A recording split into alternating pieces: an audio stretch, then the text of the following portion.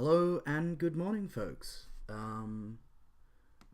Welcome to a delightful sunny morning in Australia. I hope you're all well. So today I'm going to be streaming some game design. In part because I had already planned to do so, and in part also to prove wrong whoever was tweeting at Adam Coble this morning complaining that no GMing discussion or game design happens on Twitch. That's not a factually correct statement. So yeah, let's do our best to prove that wrong. So for anyone who is not familiar with the game we're working on, I wrote a story game several months back called Across the Endless Sea.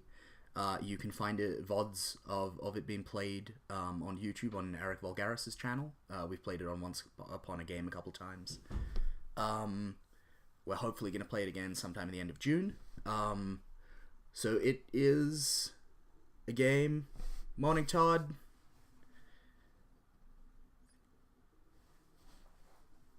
How we doing, folks? Yeah, so this is a game in which you play as a people traveling across the endless sea. It's in the title. And you play as different aspects of the people. To begin with, like when I wrote the game, there were always 5 in mind. Like a very specific 5, right? The eyes of the people, the hands of the people, the heart, the memory, and the voice. And that didn't and hasn't changed. But what I'm thinking is that there is room in this game for expansion, right? For like, there's no reason I can't write a couple of extra playbooks that are optional. And so that is basically what we're going to do today. We're going to write an aspect playbook. Hopefully, if we can finish that in like an hour, in less than an hour, we're then going to push onwards and write another facet playbook for the Endless Sea as well. In the game, there are a bunch of those. The waters of the Endless Sea, the weather, the dwellers in it, the travelers on it, so on and so forth. And so we're gonna write like a pair of playbooks, another pair, an aspect of the people and a facet of the Endless Sea, if we have time, because I am playtesting my convention game in 3 hours, so there's like a hard limit on how long this stream will run, especially given that I haven't entirely finished writing my convention game yet. Still gotta finish a little bit of stuff. Still gotta finish a little bit of stuff in terms of the GM side of things. Drummer Boy, I see you. Yeah, it's definitely like the facet playbook is definitely gonna be like the mythos of the Endless Sea or the gods or the spirits, or like, I don't know exactly what it's gonna be called. That's definitely gonna be a thing, and I know what this playbook is. I don't have a really like super excellent amazing name that I'm really happy with yet. Because the rest of them have a really nice naming convention, and it would be neat to stick with that. But I don't know if that's gonna work because I can't think of anything good. So basically, I'm just gonna make some notes here. So this playbook is all about tradition and heritage.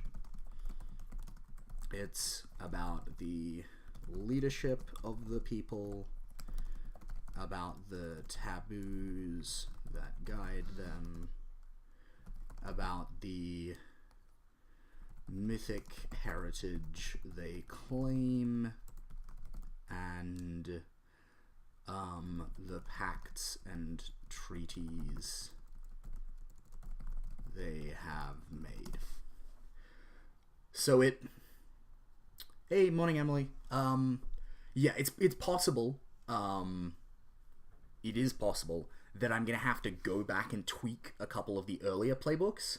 Like, depending on how this one goes, there is a chance it could, like, tread on the toes of voice of the people, like, just a tad.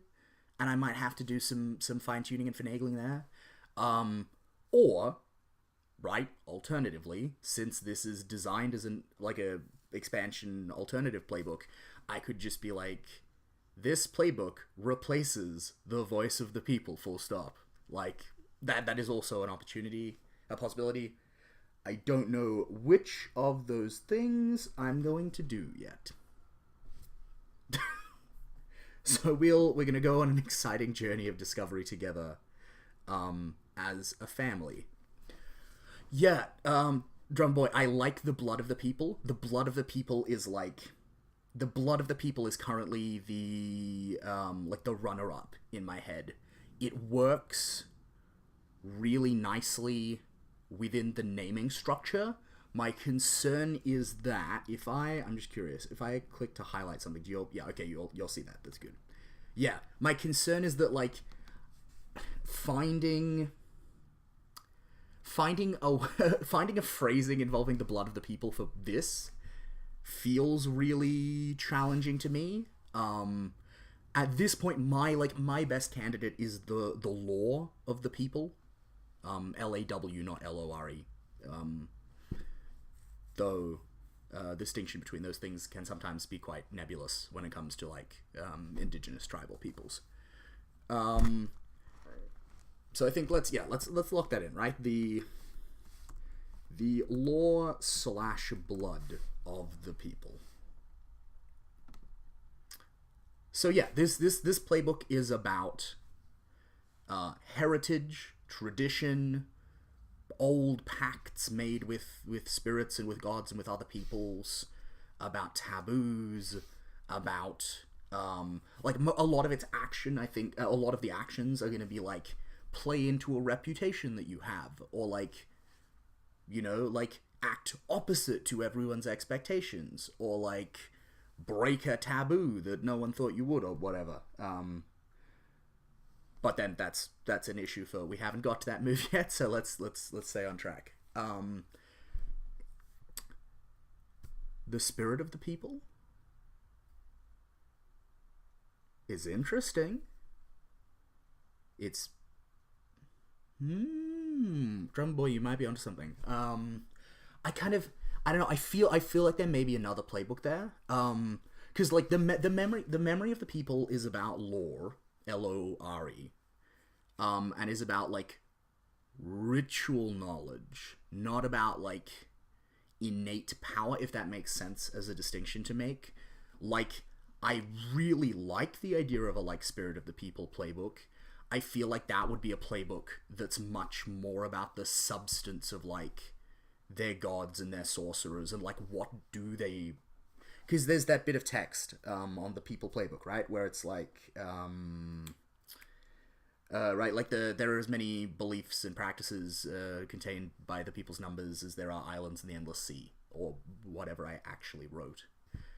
And I feel like a playbook concerned with that could be really interesting. Like, it's not like, oh, here are the rituals, you know, you're the memory of the people, people are cursed and shit. It's like, here are the things you believe. Here are the things you hold sacred. I feel like that's perhaps a meaningfully different playbook from this one, but we'll see. So I'm gonna add that as a possibility. The spirit / blood / the law / blood / spirit of the people. So I'm going to go with lore for now, purely and only because I have a phrasing for it that I'm happy with. So, the laws of the people are ancient... God, what was it? Ancient and intricate.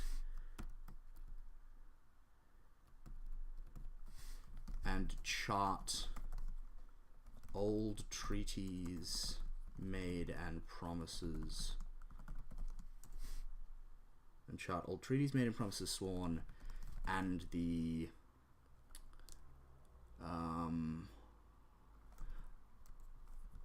blood,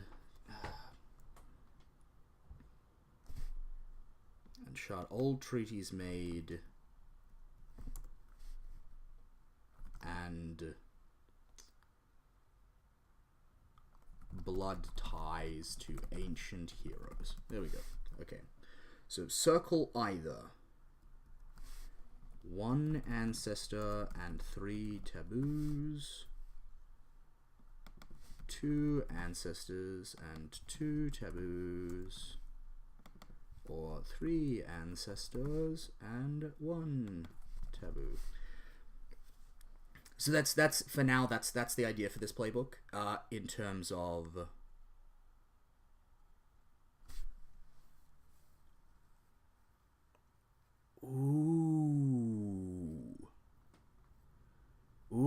Drummer Boy. That's interesting. That's really interesting. The idea that even potentially, right, like that there's like a set of alternative playbooks that, like, if during the game the table agrees that a playbook has shifted sufficiently, then you as a player, okay, so let's take as an example. I don't know, I mean, Drummer Boy, I know you are familiar with this. You played in it. Todd, I don't know if you... Todd and Emily, I don't know how much of this you saw. If we take as an example the last game of Across the Endless Sea we did on Eric's channel, like, I can totally see, right, us as a table being like, holy shit, the people have gotten real fucked up. They're into dark magic now. Astani, stop playing the memory of the people and start playing, like, the horrible, awful blood magic of the people. Like, I can see that as being an interesting option that you can do in the game. I'm gonna keep thinking about this because I think this is actually really interesting in a lot of ways. But I think it is a much too high level a decision to make right now, because it's only 10 in the morning and I'm still half asleep. But yeah, so that's for the laws of the people, what they're gonna choose. The options are, there's gonna be 6 ancestors that they can claim descent from, who all imply certain things about what the people are famous for, and like what their skills and talents are. Like, one of them, obviously reincorporation is good, so as many of them as possible are going to go back to the choices represented on other playbooks. So, like, definitely one of those mythic ancestors is going to be the first Riddler, who swam down and learned from the world octopus. Like, definitely he's on the list. Or she or they, I haven't actually decided on gender yet. But yeah, so you're going to choose, there's going to be 6 ancestor options, and then there's going to be 6 taboos, which are like things that are, cultural peculiarities about the people that are notable from an outside perspective, that are like absolutely forbidden, right? So maybe the people never eat raw flesh, right? Maybe the people, I'm struggling to think of one because it's early. Like, maybe the people never strike the first blow in warfare. Like, that is just taboo to them, right? Like, maybe they never swim in the ocean without leaving an offering for the ancestors first. Like, these kind of things, because I think that's another interesting, like, a world-building element to add to the game space at the beginning of the game that can then be played with and fucked with.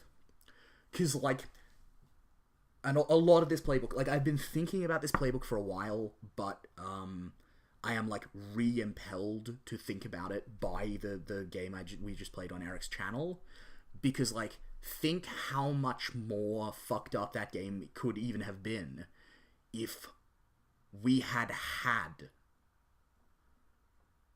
this playbook in play, and it had been like, yeah, one thing that we know about the people is that, like, it is forbidden among their number to spill the blood of a kinsman. Right? And yet, anyway, we started fucking sacrificing each other to talk to the dark gods and do our weird rituals. Like, I think there's a lot of... The taboos provide a lot of meat for things to get fucked up, which is cool. They also give a lot of meat for people to, like, interestingly limit themselves, right? Like, you're playing the fucking hands of the people, just say, right? You're playing the hands of the people, and we're coming up against... Ooh, I like that. That's cool, Todd. That's cool. I might steal that. But yeah, right, like, you're the hands of the people, you're coming up on an encounter, and, like, you've asked your questions, you know that the best way to get through this encounter is just to, like, take them by surprise and stab them all to death. But one of your taboos says the people never strike first. And I think there is a really interesting contradiction in that. And I think that enriches gameplay, it doesn't make gameplay worse. So that's where this playbook is going to go.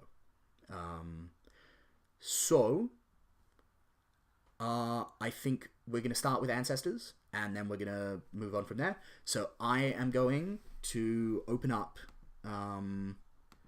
some of the other playbooks and see if there's any bits in them that are worth stealing for this. So, like, case in point, hands of the people, not really. Eyes, heart.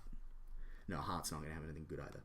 Alright, so it's eyes, memory, and voice are the ones who may have some good stuff that's worth stealing. Because that's how game design works. Alright, so let's begin with so we know our first ancestor. It's name the first Riddler of the people. They swam down and learned from the world octopus. And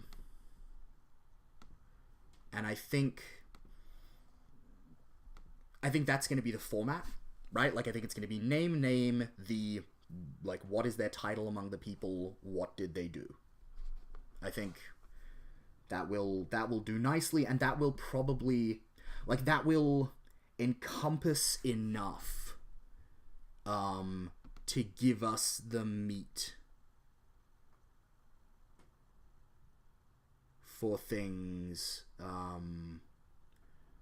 for, like, yeah, so, like, if they have a course of action that's like, oh, like, act in accordance with the reputation of an ancestor or in defiance of the, like, I think this will give us enough, like, meat on what those reputations are to work. I think we might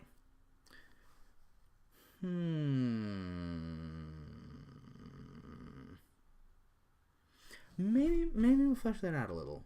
The first Riddler. They swam down and learned from the world octopus and their descendants. Are cunning and bold. I kind of like that better.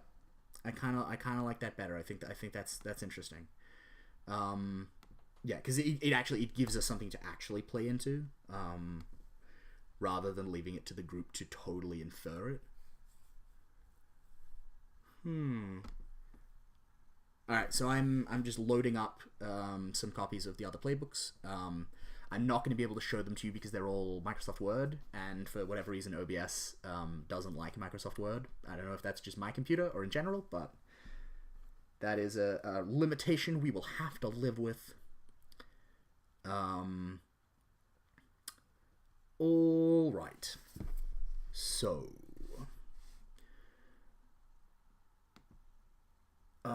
let me have a look. Are there any other obvious ones? Oh, yeah, okay, there are. Okay, there are some, okay, oh, yeah, this is good. All right, so, we're gonna do this by reference to Touche, drummer boy. Yeah, we're gonna do this by reference to the voice playbook because it's got a bunch of these tales. Right. So, the ones we're gonna go with, the ones we're gonna turn into ancestors are a tale: how the Sparkbringer first kindled the sun at the Shrine of Sun Return. Right. Sparkbringer, legendary ancestor. Boom, sorted. How the giant tar halted the stilled wave with a word that echoes still. Boom, sold. The people are descended from a giant. Cool as shit. How the first Riddler swam down and learned from the world octopus. And then I don't know about this one. This one's like a maybe. How the Lost Land was betrayed by the Salt Sage and became forever lost. Right? Like, I think that might be cool. That might be cool. You can be descended from the Salt Sage. Which means that people are like, oh shit. Right? Like, that's not a positive ancestry connotation, but it has its uses, right? Like, I think that might be interesting. So I'm going to copy and paste those in here so that we can work with those.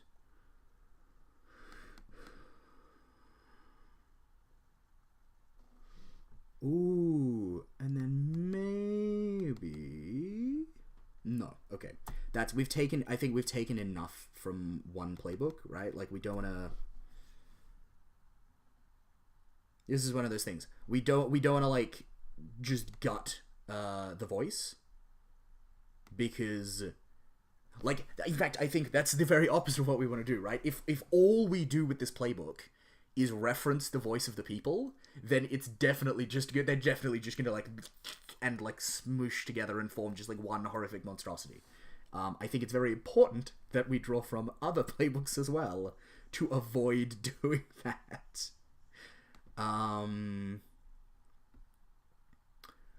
Okay, so memory of the people doesn't really have anything helpful. I think we still need 2 more. Okay, so oh, yeah. Oh, guys. Brace yourselves. Right?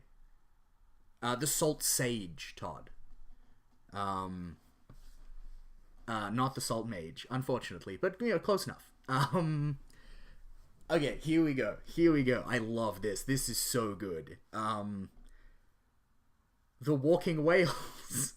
Everyone is so into the fucking walking whales with this game. I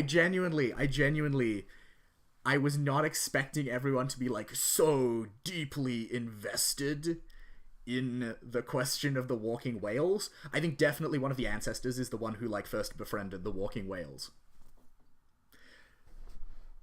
So I'm going to write that down. Ancestor who befriended... walking whales. In fact, maybe even more broadly, right? Like, I kind of the idea of like an ancestor who's in that like Radagast the Brown space, right? Of like Beast Friend. That could be cool. And then what should be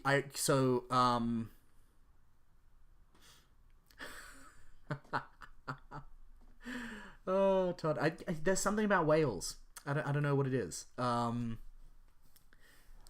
But yeah, Andrew, yeah, I think the idea of like bad ancestors I think is cool as hell. So I think, Patrick 98, this is cool shit. It feels too a lot of them imply more like feudal hierarchy than I think is really setting appropriate. I do like the King in Blue. And I like the King in Blue because I'm imagining like a Neptune, like I'm imagining like a Todd, that's good. Todd, that's a really strong choice. Yeah, they're definitely whoever built the first ships. The ship builder, the shipwright, has fucking sold. So maybe I tell you what, maybe the King in Blue and the giant tar are the same thing, right? Like tar is some kind of like titanic, oceanic, like, god being. Who, like, you know, Neptune or Poseidon, like, rules over the ocean. That'd be kind of cool.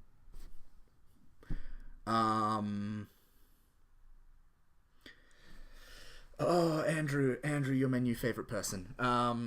People who acknowledge that Thor is, like, that Thor was not, like, just a totally fine, upstanding bloke. Like, 10 points to you, sir. Thor was a bit of a dick. Let's be real. Yeah. The nymph's yeah, that's strong too. I feel like we're talking around Tar, right? I feel like we got a lot of suggestions. We got, like, the king in blue. We got the nymph's father. I feel like both of those are talking around the same giant who, like, spoke a single word, the power of which still echoes, and fucking halted a, like, tsunami wave. There is. It hasn't appeared in any game I've played yet, but, like, it's on the playbook, so it's real. There is somewhere in the Endless Sea, there is, like, a tsunami, like, tidal wave frozen. Not, like, ice frozen, but just, like, in stasis. Suspended, locked in stasis. Like a great mountain made of water. That's a thing that exists. And Tar is Tar is the being that made that. And so I think, yeah, I feel like the king in blue, the nymph's father, I feel like we're talking about Tar. And I like that, and I'm gonna put it in there. Give me a moment.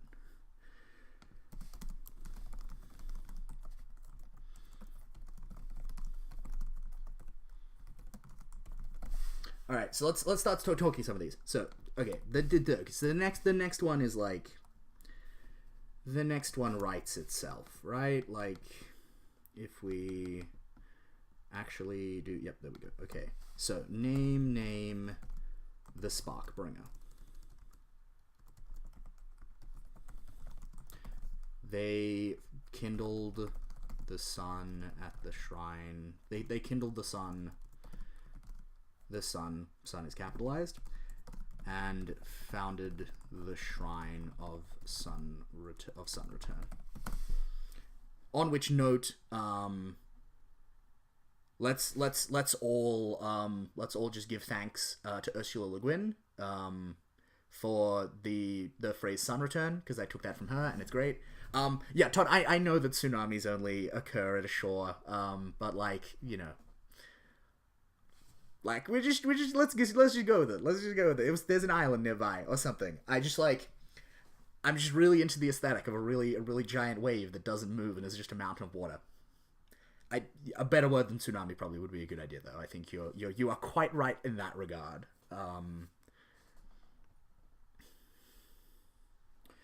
All right, so name the Sparkbringer. They kindled the sun look, fuck it. They didn't at the shrine of sun return, and their descendants are blank and blank.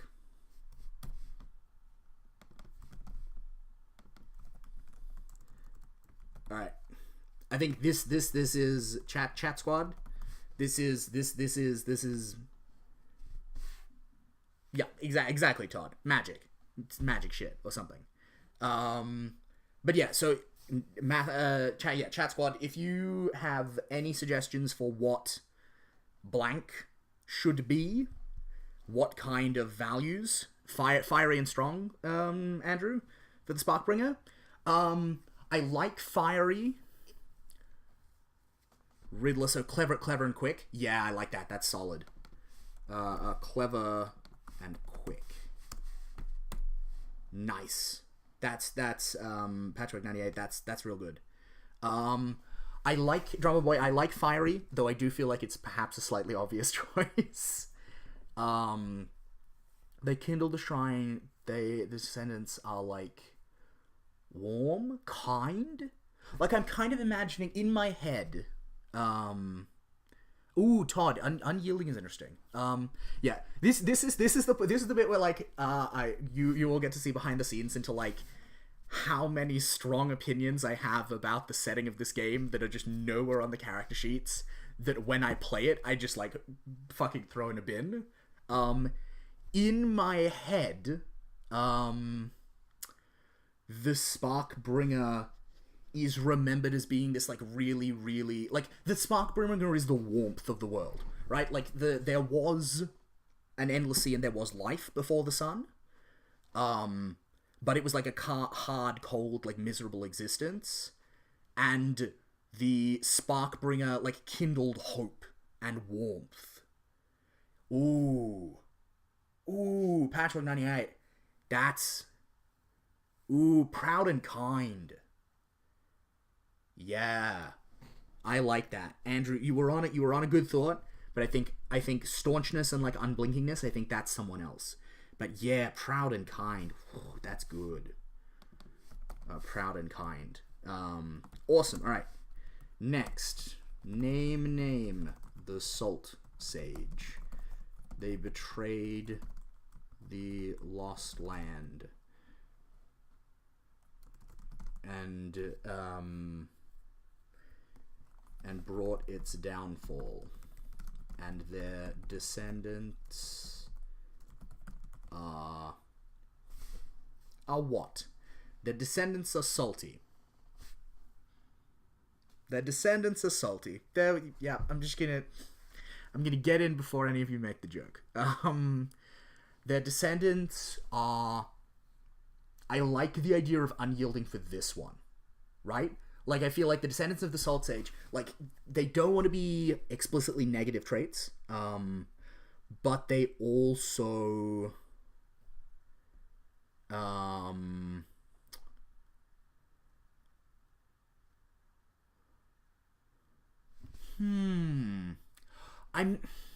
Patchwork 98, I like distrusting. Oh, Drama Boy. Oh, Andrew, that's good. Yeah, I don't like the idea of remorseful, because in my head, they don't, like, it's very much not in their nature to be remorseful. I think unyielding maybe for them. I like cunning and unyielding. Or cunning and stubborn. Cunning and stubborn. Cool, alright.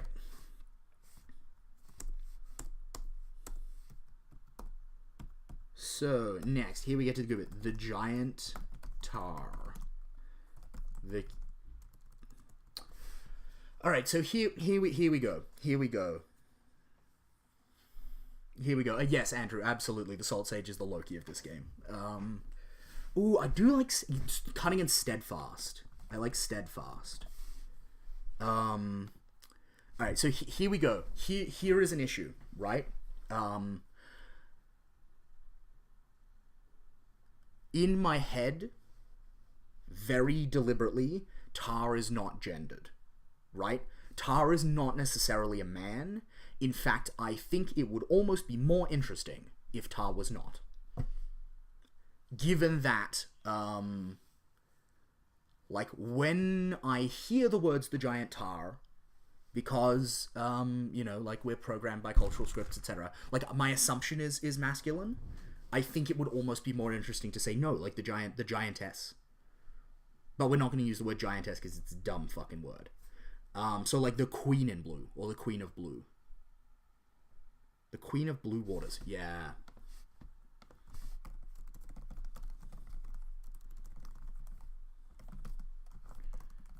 She made the impossible. She halted the stilled wave and ruled the sea, and ruled the oceans, and her descendants are blank and blank. Yeah, so I like the idea. Right, here we go, right?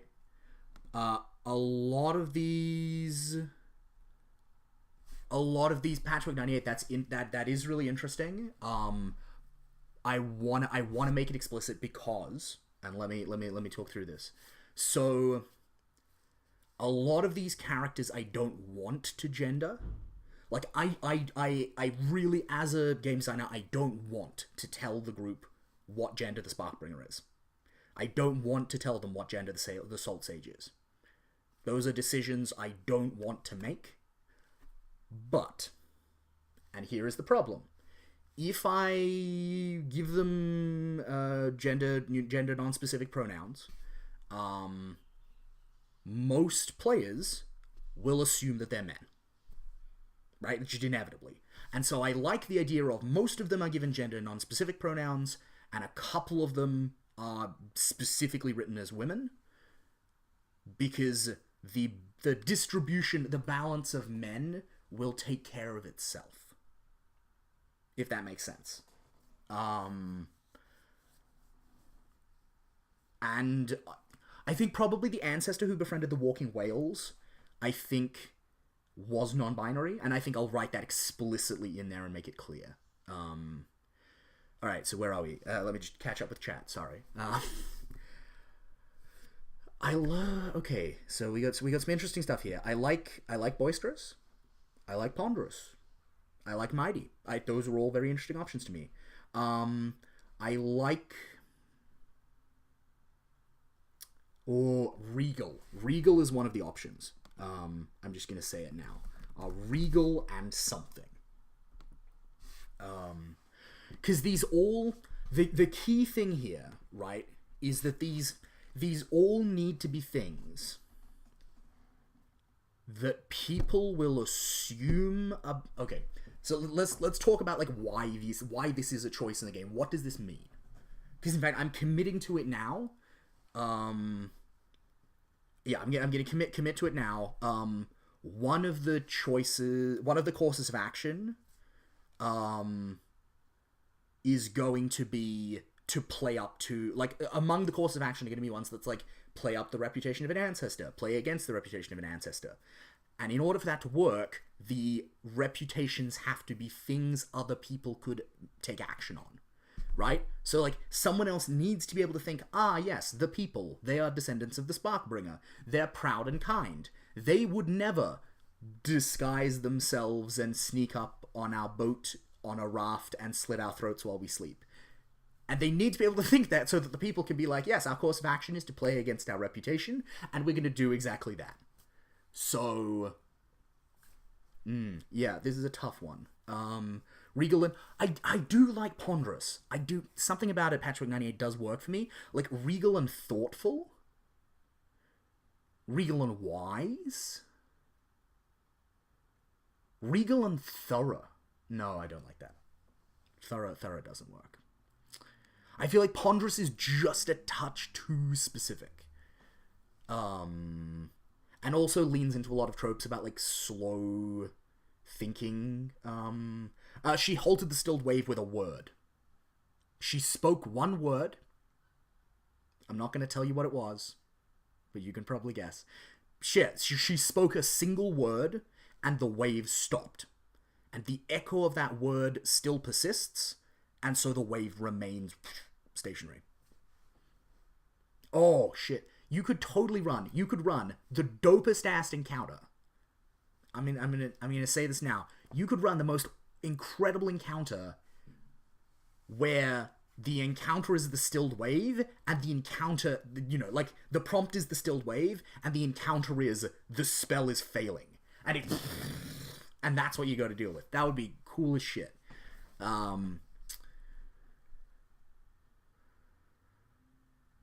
Yeah, regal and, like, regal and thoughtless? Regal and mighty? Yeah. Yeah. I feel like thoughtless is more actionable. I feel like thoughtless encompasses more space to be played with, right? Because if we are the group and we pick the giant tar, we can be like, we can play into our reputation by just being like, yeah, like, we're just gonna fucking do a thing, or we can play against it by actually having a really cunning plan. I like thoughtless. I'm gonna go with that. Thoughtless. All right, next. Name the what should the title of the ancestor who befriended the walking whales be? Like, honestly, whale friend is really tempting. Or like Whale Rider. Yeah, that was the name of an excellent film. The Whale Rider.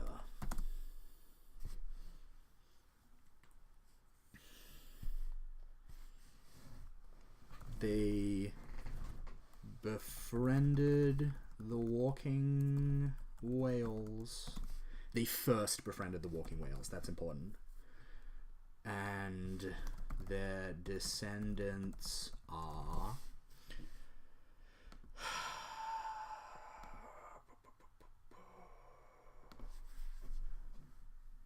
Oh, drum up, Patrick 98, charming. Yeah, Andrew. Yeah, decisive, real and decisive. No, thoughtless is more interesting. Their descendants are. I feel like one of the choices here, wants to be.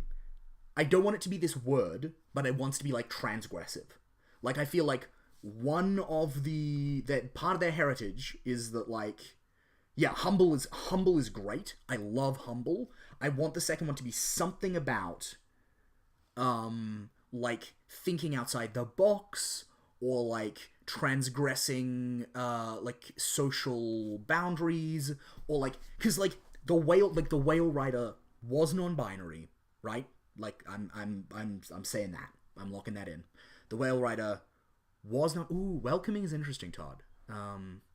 Yeah, like the whale rider was non-binary and was able... And as a result, right, like, had the perspective to say, like, the binary we make between, you know, like, us and, like, other species is not an absolute one. Oh, yeah, Andrew, boom, sold, done. Humble and fearless is great. Humble and fearless. And then finally, name the shipwright. The whale rider. And they give me a moment. I'm gonna scroll back up and find what Todd wrote about the. Thank you. Yeah, because, okay, so here... So this option necessarily implies that the people have not always been seafarers, right? Like, it implies that they started from somewhere. Which I know sounds obvious, because that's how, you know, like, biology and evolution work. But this is a fantasy game. Like, it is totally possible. It is totally possible to run a game of this where the people literally came into existence already as seafarers.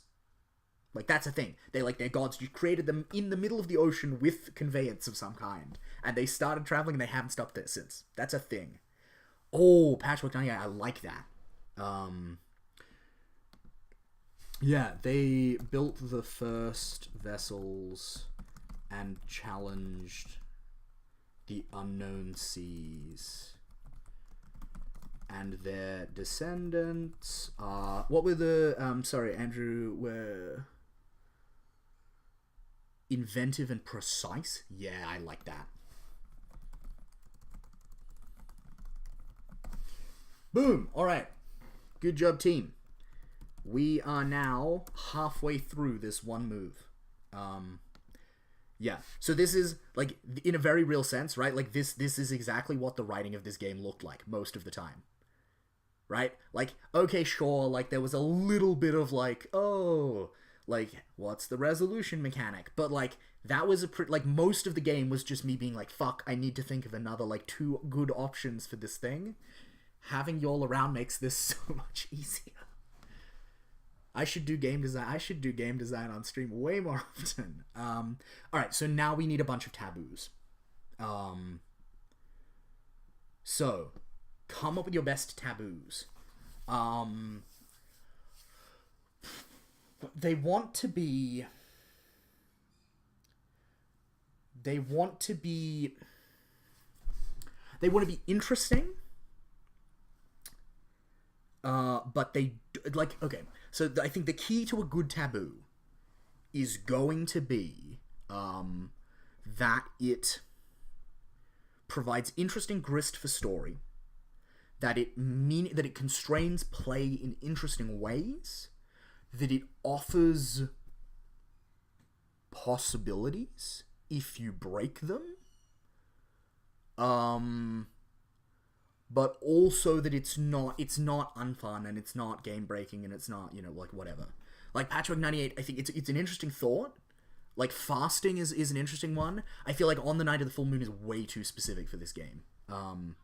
Because here's the thing, right? Like, it has to be something that will come up potentially multiple times, and it is entirely possible to play this game, and at no point is there ever a full moon.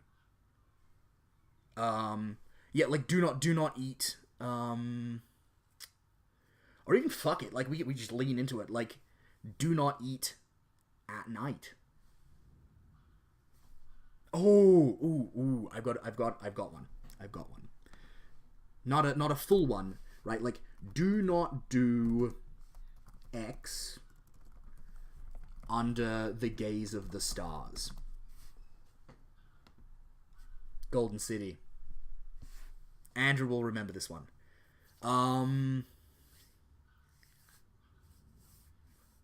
Yeah, something about like hospitality, like something about guest right is really interesting to me. Patchwork 98, like you're onto something there.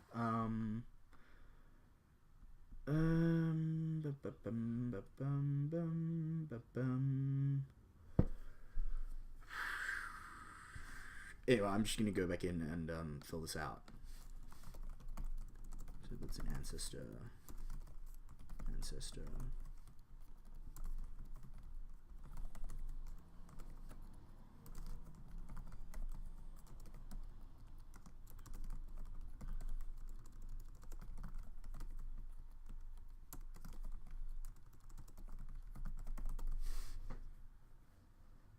All right, cool.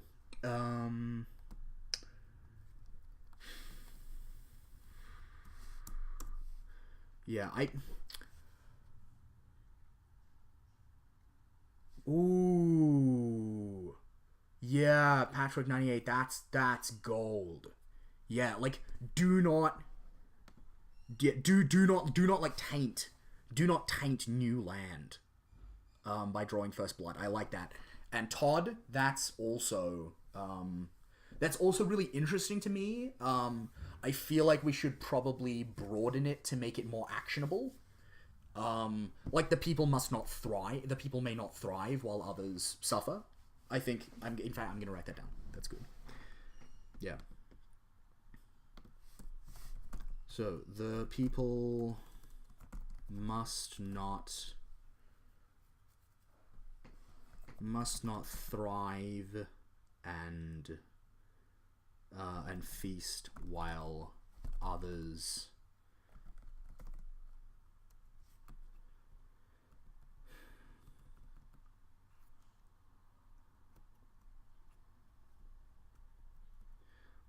suffer, while others lack plenty. No.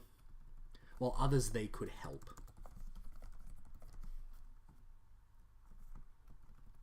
Are suffering.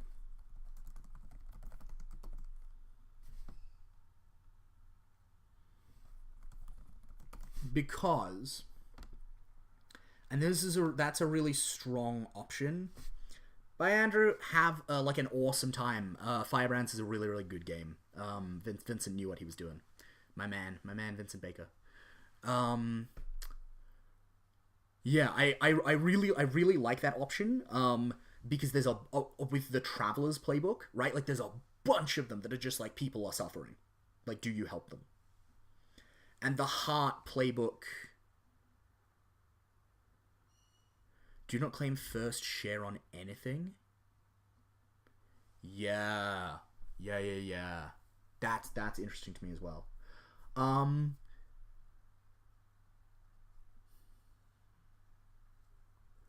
the people may not. All right. What should X be for the one with the stars? Right. Like what is so dangerous to do under sight of the jealous stars that we don't do it?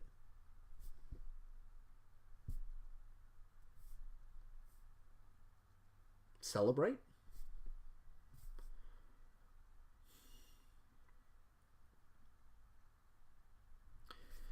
Let me have a look. Do not draw AI like the people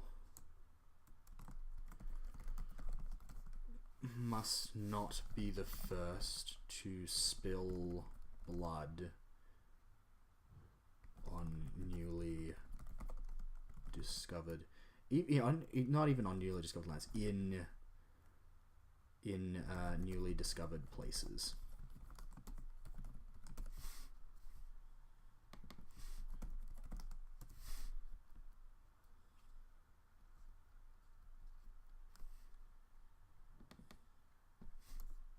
While others are suffering and go without.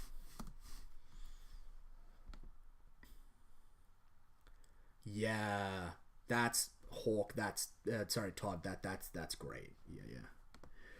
Yeah. The people must not light fires of celebration. Oh no, even fuck it. Must not light fires beneath the gaze of the jealous stars. Must not light fires or celebrate beneath the gaze of the jealous stars. Cool. These are all really strong options. I feel good about this. Ooh, I'm Patchwork 98. I like it. I like the idea of something relating to truth, actually. In the context of the game, just because I don't believe you have played it yet. The stars are not our friends. The stars are not a positive force. The stars are jealous of mankind and of life, and like they stole sunlight and crafted like a golden city in the sky wherein they try and trap like souls and lives. Todd, I feel like not wearing blue is too specific. Like way too specific. The people must not. Yeah, the people must not bear false witness. Yeah. The people must not tell untruths to those they respect as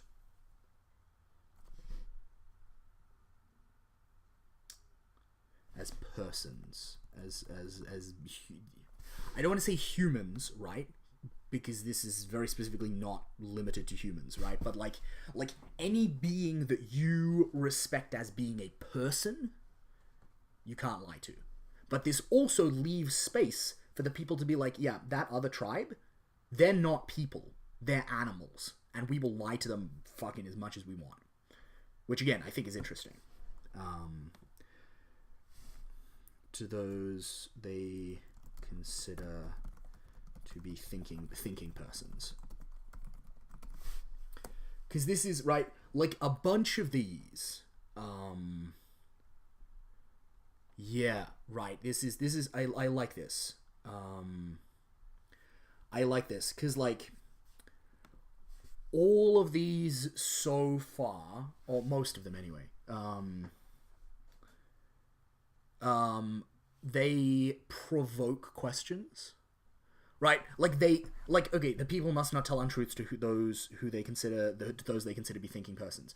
Every time we have an encounter, we have to be like, well, do we think that these are thinking people? You know, the people must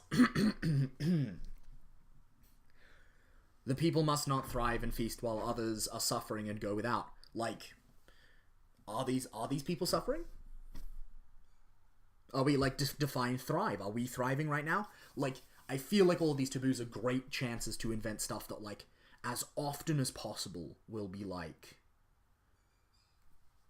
will be raising questions and will be forcing us to interrogate the game space. The people must not bear the possessions of their victims. Yeah, I'm into that.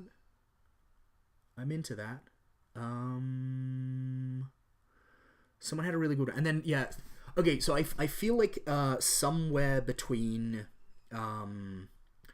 So Patchwork 98 had a suggestion, like, do not claim first share on anything, even what you have discovered or earned. And now Todd's got, like, the people must not bear the possessions of their victims. I like something in between there, right? Where it's that provokes questions about, like, the nature of theft. Okay, that's what I'm feeling. Like, I want one that says, like, do not take things except the things that you have, like, rightly earned, and then we have to have a big argument every time, well, not an argument, but a conversation every time about what does it mean to rightly earn something. So the people must not claim not treasures.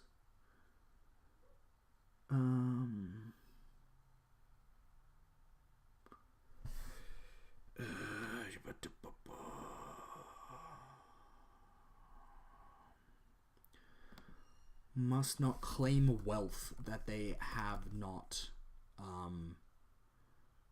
rightfully and honorably earned.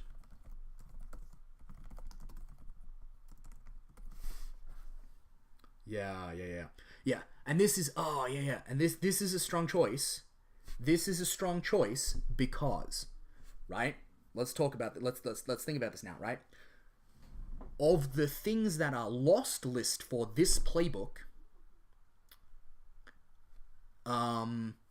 like I can envisage it already, right? Like a bunch of them are going to be you lose your, like a bunch of them are going to be like the heart of the people, like a taboo is like broken or is twisted and bad shit happens. Oh God, Todd, what a fucking image. Yeah, Canterhague with his fucking 6-layered collars and his like million guns sailing around the endless sea, getting in all kinds of shit. God. Oh, I mean, it's interesting you say that, Todd, because like it is on my to-do list at some point when I understand Blades better and I've actually like played it. That would help. I think there's like definitely a hack of this game where you play Leviathan hunters in Blades, and it's like you are the crew of a Leviathan hunting ship and you are hunting the Void Sea.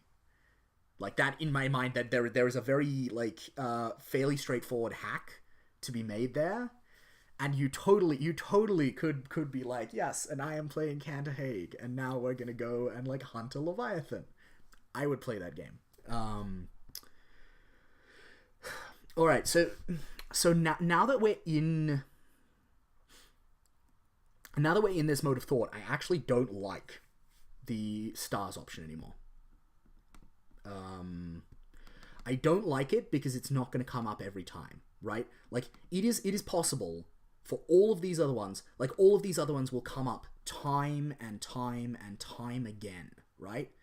Like, okay, we must not claim wealth that we've rightfully earned. Like, every fucking time something is won, we have to have a conversation about, one, does this count as wealth? And two, have we rightfully earned it?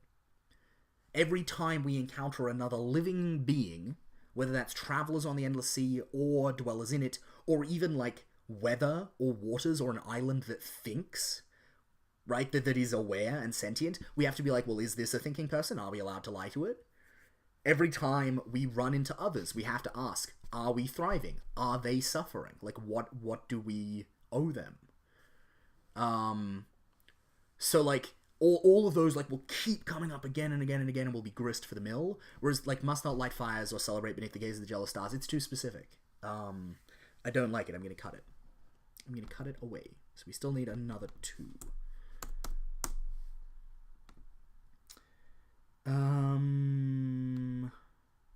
Let me think.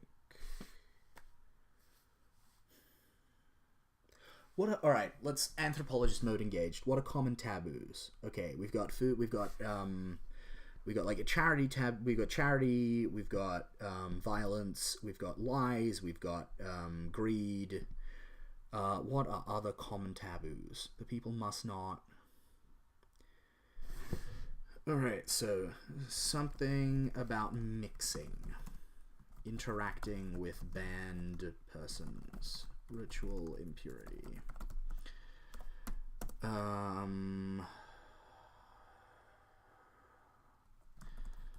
Something about pollution, maybe. Spilling blood / ash / whatever else into the water and offending the sea. But they also need to raise a question. That one's actually quite strong.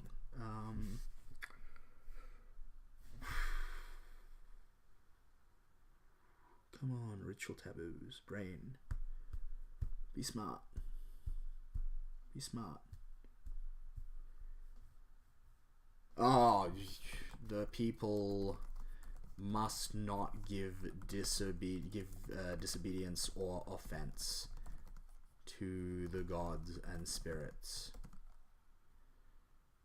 Spirits known to them.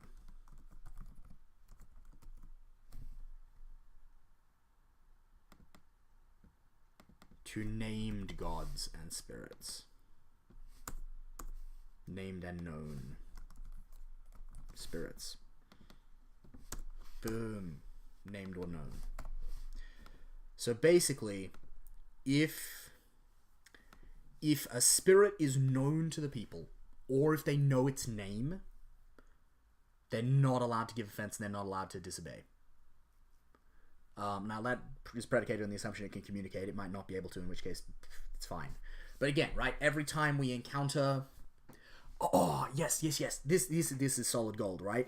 Because a bunch of the investigative questions, a bunch of the fiction interrogating questions are like, what dangers has this thing threatened the people with in their long memory, right? A bunch of the questions necessarily imply and state and depend upon it being known. And so you can fuck yourself with this move. Love it. Very cool. You can trap yourself. I love it when people trap themselves. All of my favorite convention games are ones where the players all kill each other and I don't have to do anything.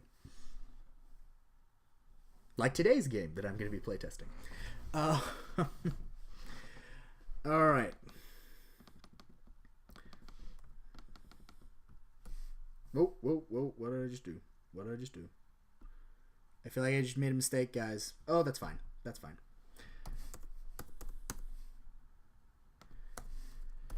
Alright, we need one more.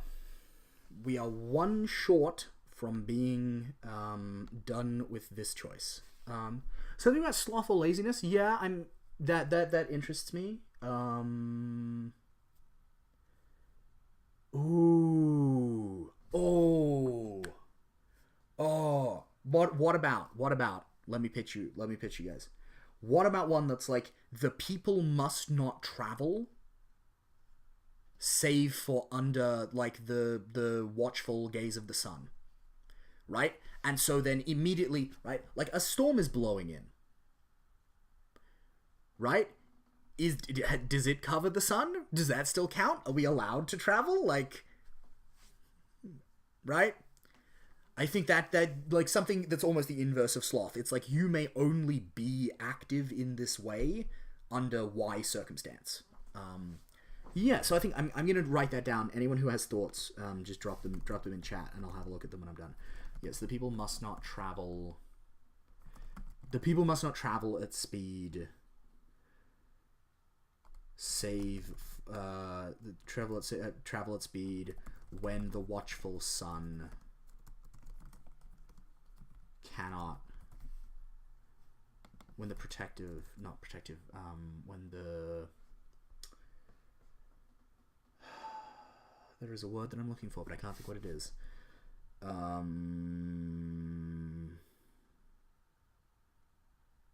guarding sun, when the watchful sun cannot protect them. When the sun cannot watch over them. Thoughts? Todd, that's possible. I mean, it's travel at speed.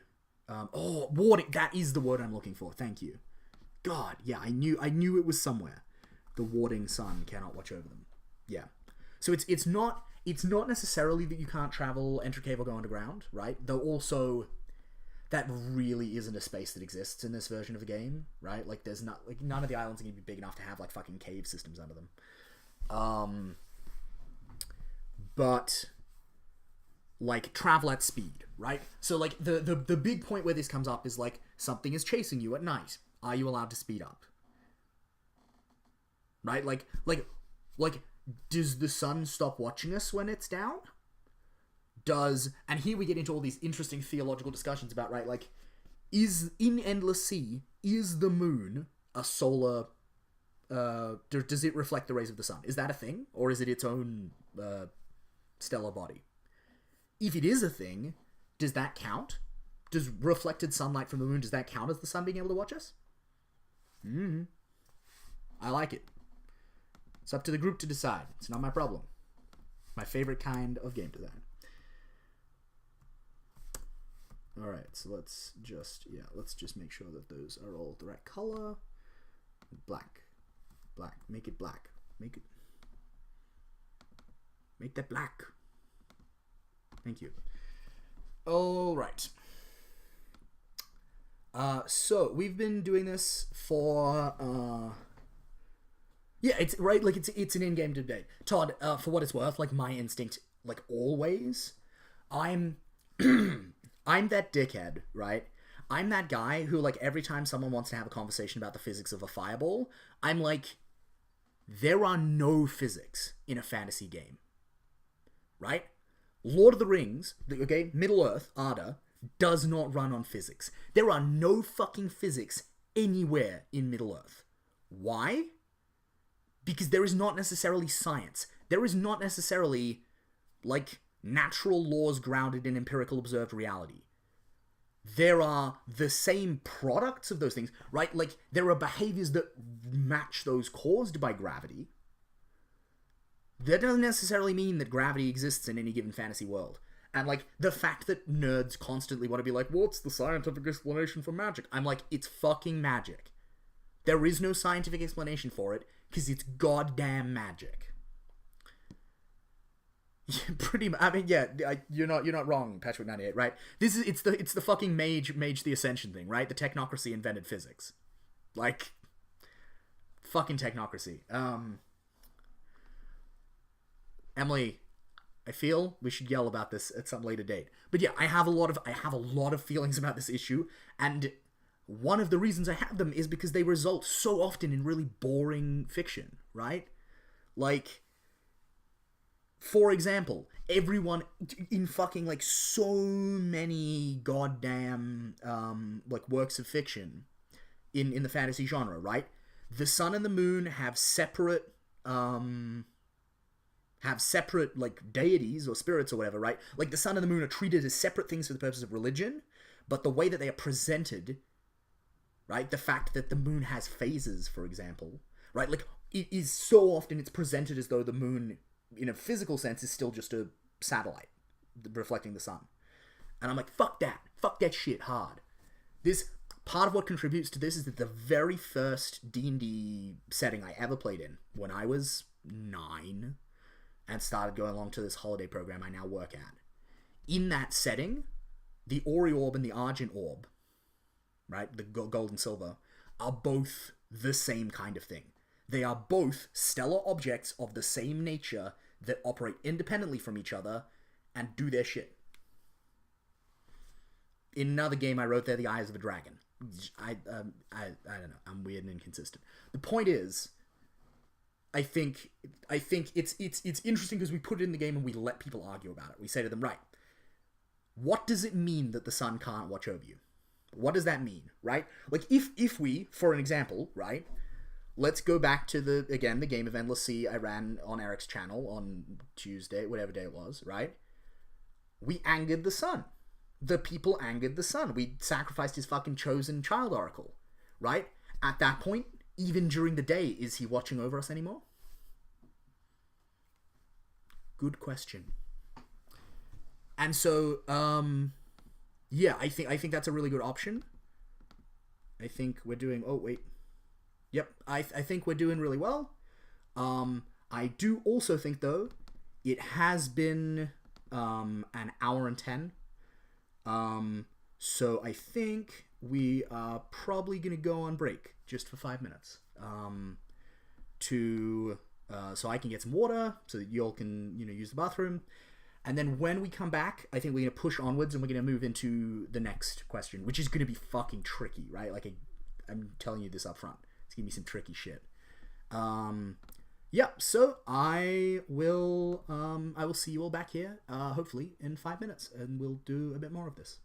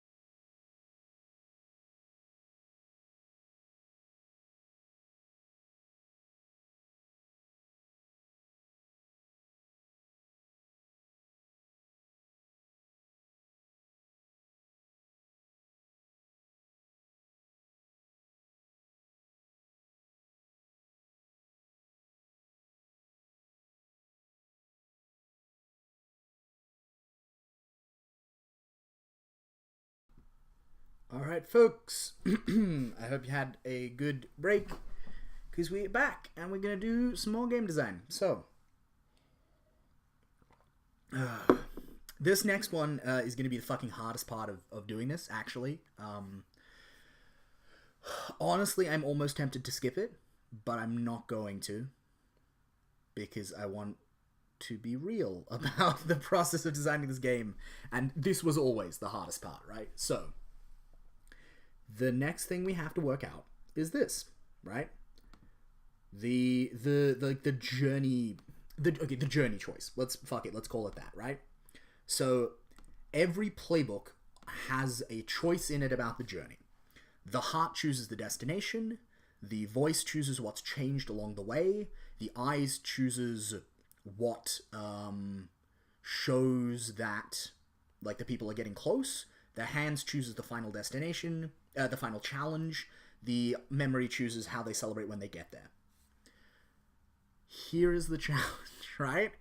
That's a very good suite of options about the journey. What do we write? What do we write here? Like, what is the equivalent of that for the law of the people? That's my question.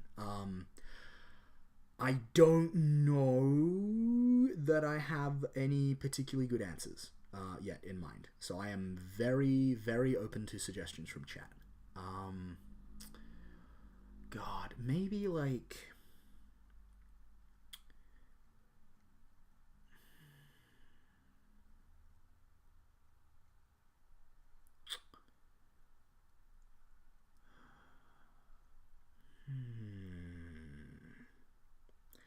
Maybe look at Law LAW, Patchwork 98. Though, like, I kind of deliberately want to, like, lean into that kind of, like, slight uncertainty and ambiguity, because I feel like this playbook kind of touches on both. What if there's a first encounter, right? Like, what if there is, like, a traditional encounter? What if the people know what the beginning of the journey will look like? Right? Like, what if that? What if there is, before the standard set of encounters starts, or maybe immediately afterwards? Like, what if there is what if there's an encounter that's, like, very early in the piece that is like the hero is like, it is known, right? Like, the first thing that we will have to do is blank on our journey. Like, maybe that's it, right? Like, you know, the people have made this voyage countless times before. Like, what traditional obstacle will stand in the people's way, or whatever, right? Like, does that work? It doesn't feel strong, but maybe that's just because maybe that's just my brain talking. An initiation, Emily? Yeah, it's interesting. Yeah, it's hard because, like, of all of these encounters, so far, two are mechanical. Sorry, two are fictional and three are mechanical, right? So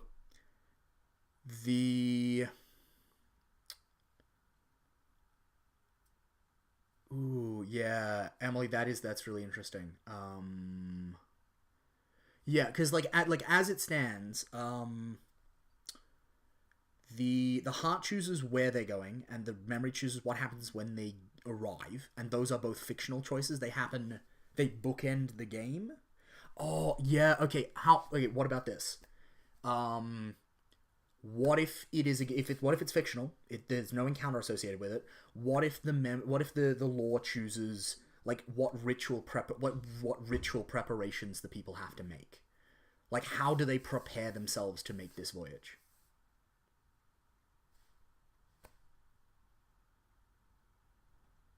Do we like that? Is that not cool enough?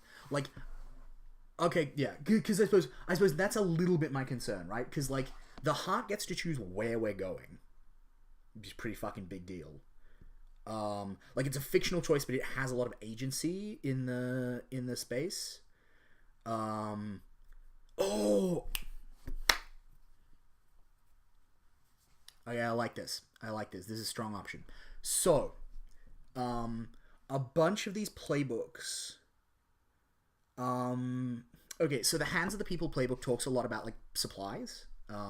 Like a lot of its stuff won and stuff lost is like you lose supplies, you gain supplies, you find a treasure, you lose a treasure. But there's nowhere on the sheet to record these things starting off, and there's no assumption that you begin with any of these things. So what if this is like, what if this move gives agency, gives choice to the law of the people about what starting the journey looks like? Do they start with a treasure already in hand? Do they start with, like a bunch of valuable supplies? Do they start with the blessing of their gods? Like, what if they get to... Alright, what if they get to front load the list of things won?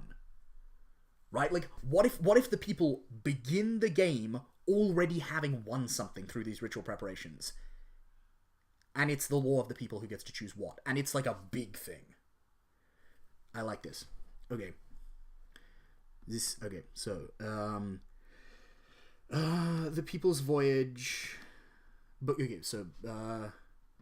the people must ritually prepare themselves to make this uncertain voyage.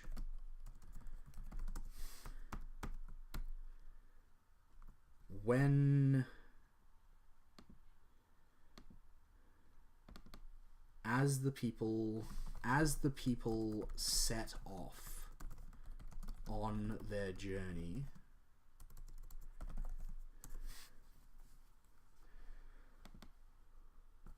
what has their preparations, what have they already won through their preparations?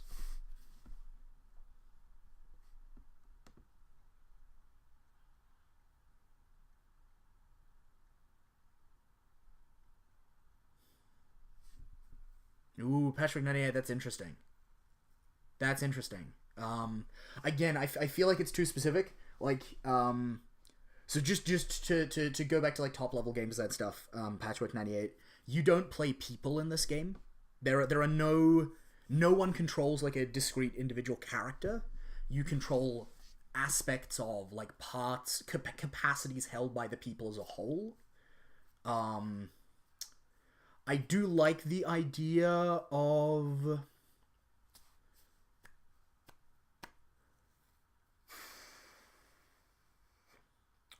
Alright, fuck it. Look, we're just gonna open this up to suggestions. Like, what can the people start with? I'm open for suggestions. I like the idea of... Okay, so the blessings... The blessing and watchful protection of their chosen gods or spirits. I like that. I think that's an interesting option. There we go. Open office. Why is open office occasionally so much harder to use? That's what I want to know. Like Microsoft Word just feels so much more intuitive. But that's probably just because I'm an idiot. Okay, so the blessing and watchful protection of their chosen gods or spirits.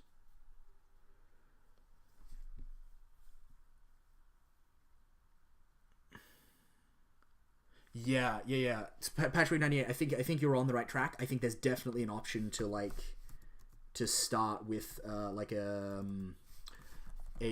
treasure, or give me a moment. I need to find one of the other playbooks and steal from it. Hands of the People.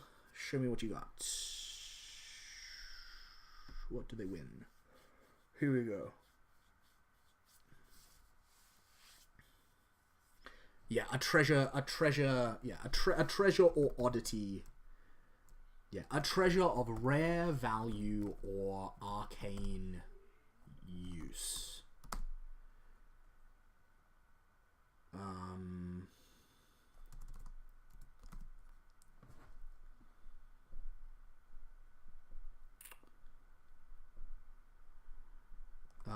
Either made by or gifted. Made for or by the people. Boom. Alright.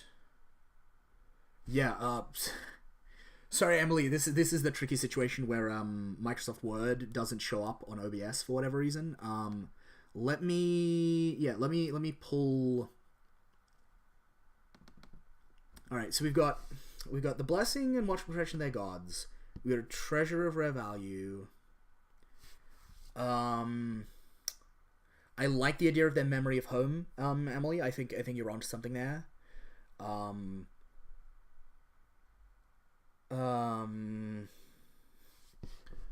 Like the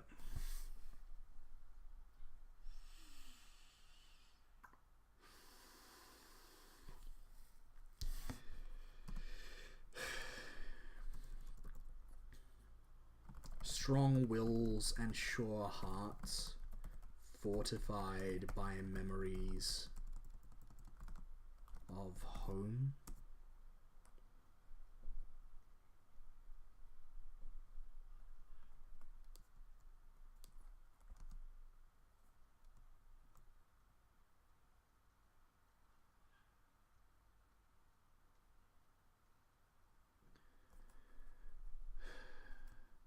Fortified by purpose and memories of home.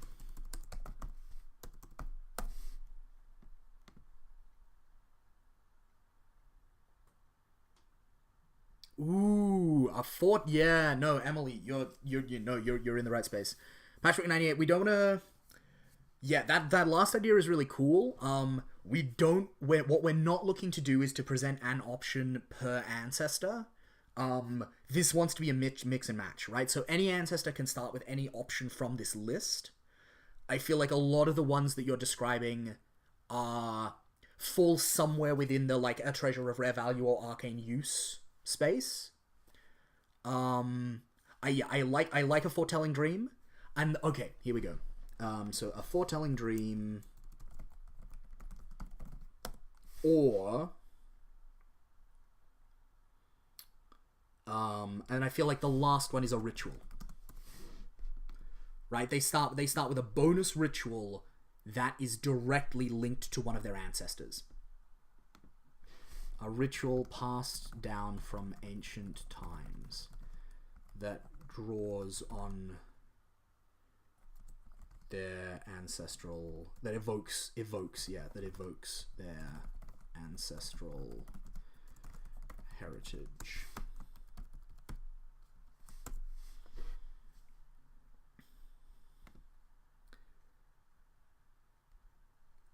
Yeah, right. Because so I feel like because I feel like Patrick 98 is describing a lot of interesting choices that specific groups could make that fall into the category either of like a ritual that people have to do with their ancestor or a treasure of rare value or arcane use to do with their people.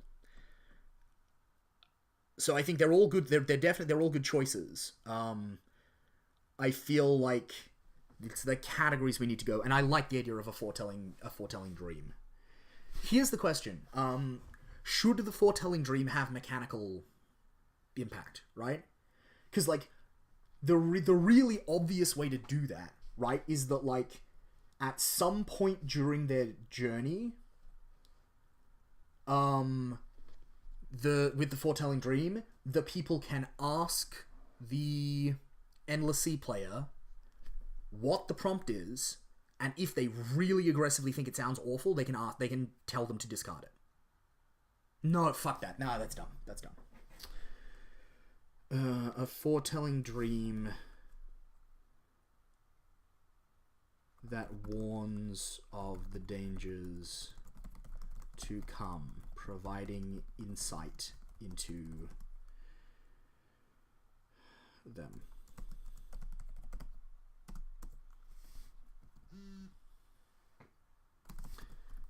So detail,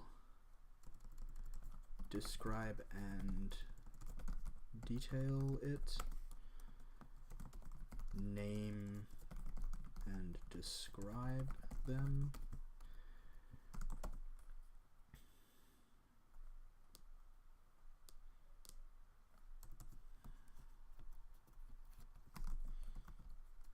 describe and detail it.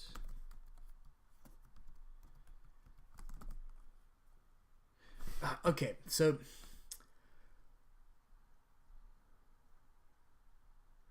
yeah, no, Emily, you're absolutely in the same space that I'm thinking. What I'm imagining is that the foretelling dream lets them ask bonus questions. That like during when you have an encounter move, instead of just their 1 or 2 questions, they can ask like an additional 1 or even an additional 2. They can be like, yeah, like we get to ask 4 fucking questions because we know about this encounter. My concern is how to write that, how to communicate that, but more importantly, like how to communicate that without making it like, I don't want it to feel like massively more mechanically potent than anything else. Yeah. No, there's so for each playbook there's a specific list. Let me scroll down for you. Yeah, so we're looking at the eyes of the people. Yeah, okay. Yeah, so I copied and pasted this from the eyes of the people, Emily. So yeah, this is the move I'm talking about here, right? When an encounter presents itself, the person playing the Endless Sea will describe the first signs of it or how it makes its approach. As lead aspect, describe how the people prepare or investigate, and then ask the number of questions that seems fair. And every playbook has a different... Oh! Yes, that's so good. That's so good. Yeah, like it adds an option. Any aspect playbook, right? Any of the aspect playbooks, every time they use this move, can ask the question, like, what did, you know, like, what, you know, what, I don't know exactly what the question is, but, like, what did our dream say about this thing? Yeah, I like that. That's cool as hell. A foretelling dream that warns of dangers to come.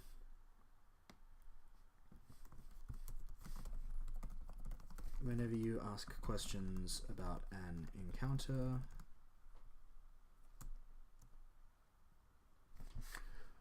but again, how to...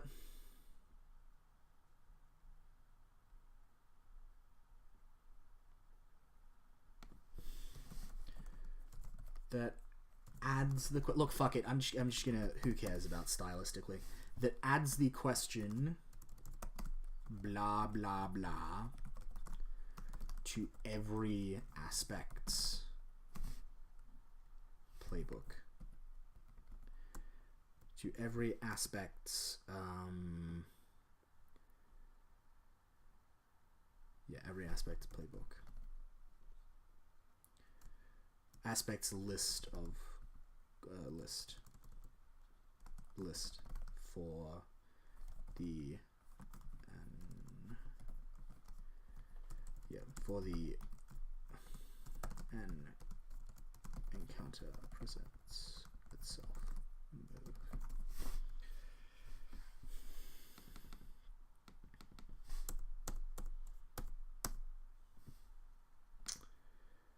All right, here's the question. Here's the rub. What the fuck is the question?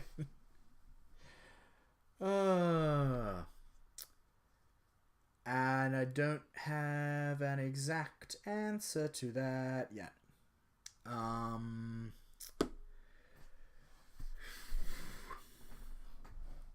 Because, like, okay, so what...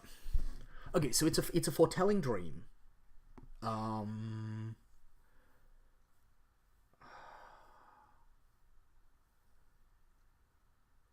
Okay, what about this? What about this as a question? Forewarned by our dream, what preparations have we already made?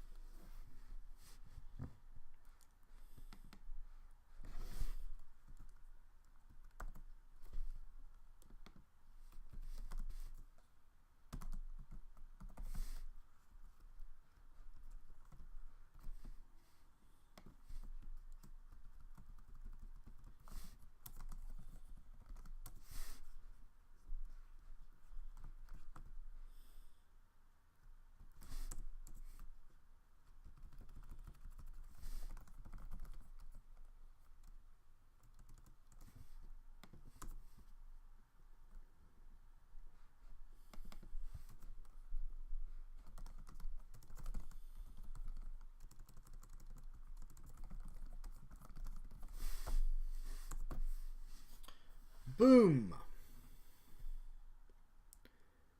Yeah, no, blurting, Patrick98, blurting is great. Blurt away. Alright, awesome. Do we want to just push... Do we want to push onwards? Straight onwards? Or do we want to go somewhere else?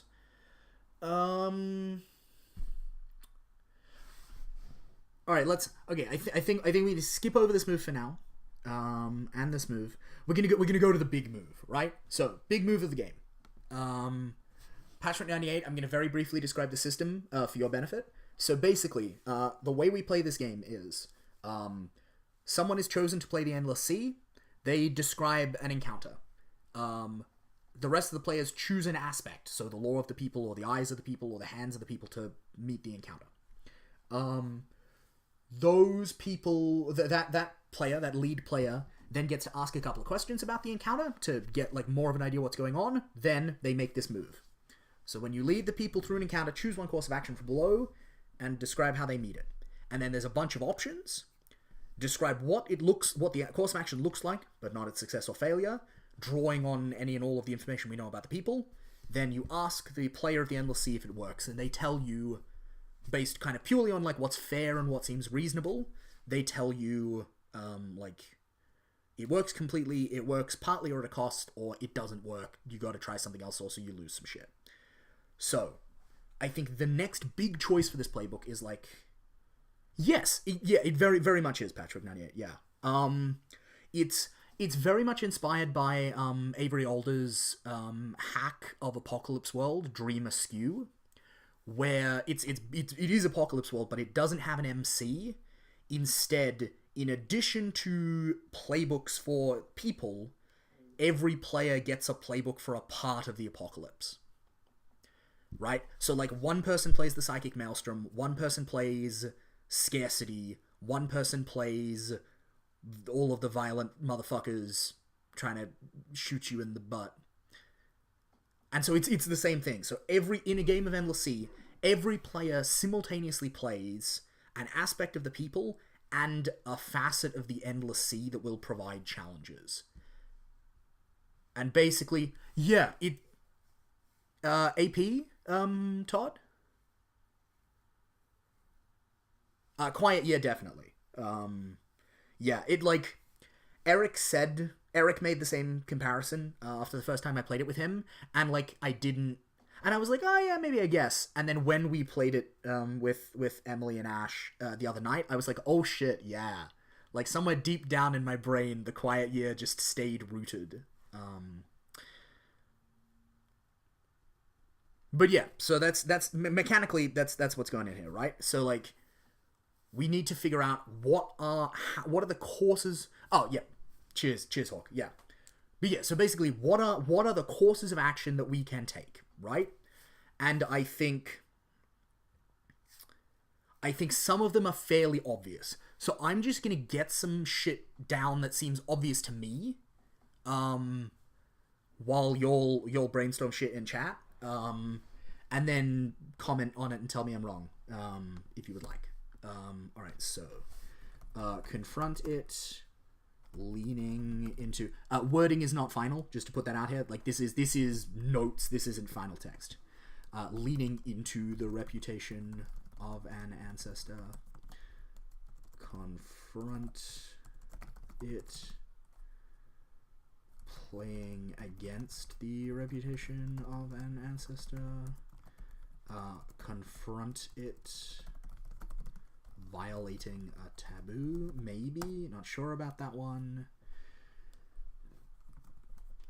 Anticipate it. Relying on warnings and not customs.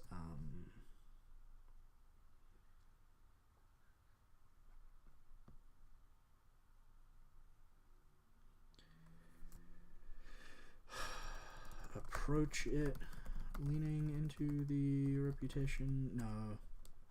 Yeah, leaning into the reputation of an ancestor in a literal sense. Yeah. Approach it, relying on the pacts and treaties that bind you both under the law.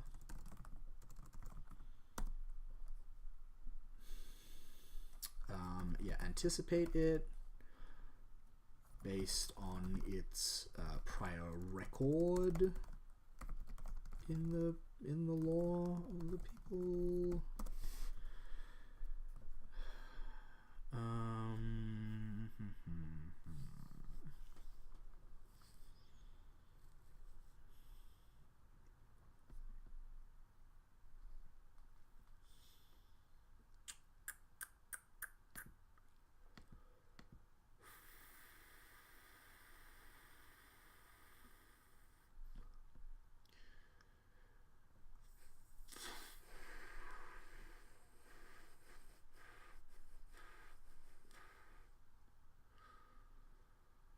Yeah, I like this. Confront it in defiance of a taboo. Approach it in obedience of a taboo. Alright, let's see what we got here. No, that's cool. That's cool. Patchwork 98, that's a good one. Yeah. Confront it. Relying on their ritual blessings.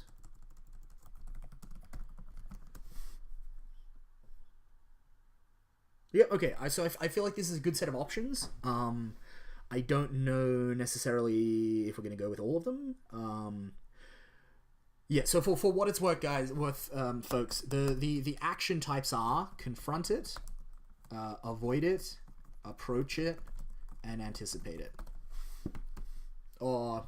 And like technically solve it, but I think that only appears like once elsewhere. But if we look at all the other ones, yep.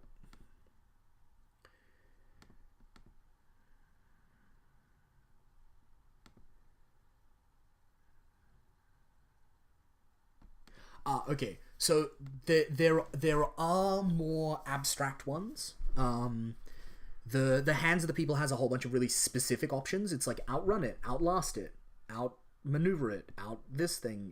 I can't remember what the other out thing is, but for this one, I think it'll be basic categories of action. So, if we look at these ritual blessings, what will these help them do? I do think they'll help them confront it. I don't think they're going to help to run away. All right, so confront it. Um,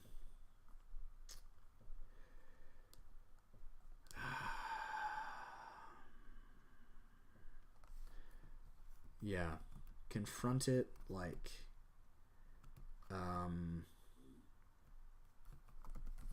embracing the reputation. What was the phrasing we used? Yeah, embracing the reputation of an ancestor to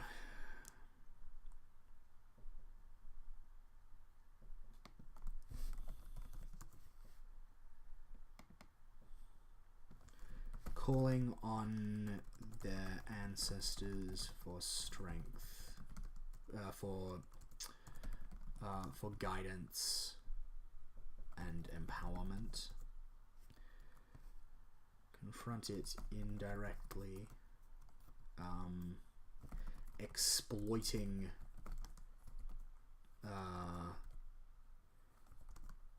what others expect of them based on their ancestors.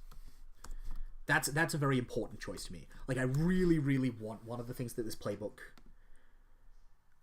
can do. Yeah, like, I think one of the things that this playbook should definitely let you do is be like, yes, our reputation, like, the descendants of our ancestor are brave and strong, and we're going to confront it indirectly by sneaking up and stabbing it in the back. Right? Like, we're going to exploit their expectations to fuck them. That should, like, 110%, that should be an option. Yeah, I like confront it, relying on their ritual blessings.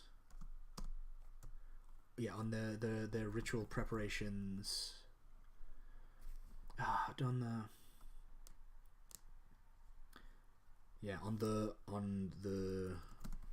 ritual, on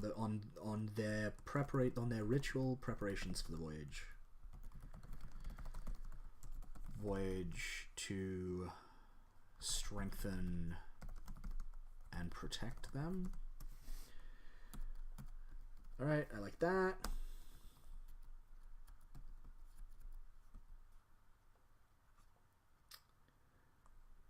I like approach it. Invoking the reputation of their ancestors to demand like audience or counsel, to demand audience or safe passage. Yep. Yeah, so approach it, invoking an ancient pact or treaty with it or something. Invoking an ancient pact or treaty with it, or leveraging the threat of such allies.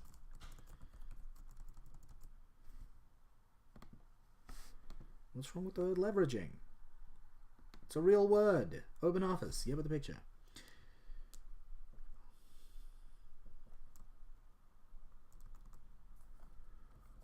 Or threatening it with pact-bound allies. Pacted? Is pacted a word?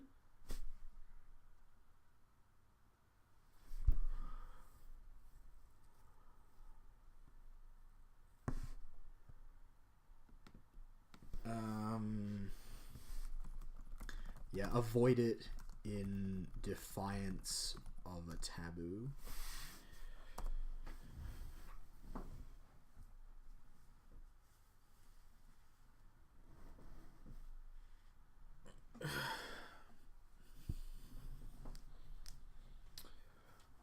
I feel like most of the taboos are not so much avoidance things, right? Patchwork 98. Like, I feel like most of the taboos are going to lead to confronts, right? Because it's like, the people must not be the first to spill blood in a newly discovered place. Confront it in defiance of that taboo. We're going to fucking spill the blood. The people must not tell untruths to those who they consider to be thinking persons. We're going to confront them and tell untruths to them. We must not give disobedience or offense to named or known spirits. Fuck that. We're going to give disobedience and offense. The people must not travel at speed when the warding sun cannot watch over them. Fuck that. We're going to travel at speed. So we almost okay. We need a new action type, right? So address it. Taking whatever action will ensure their safety without regard for their taboos. Okay, what's 6? What is the last one?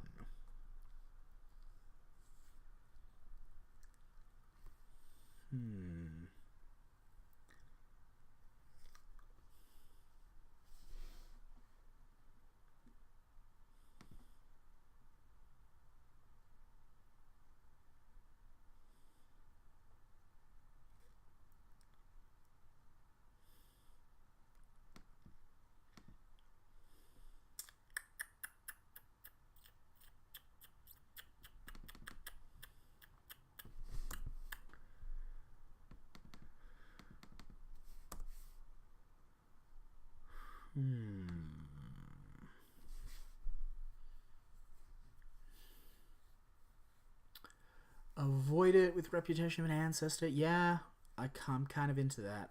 God. Why is game design so hard?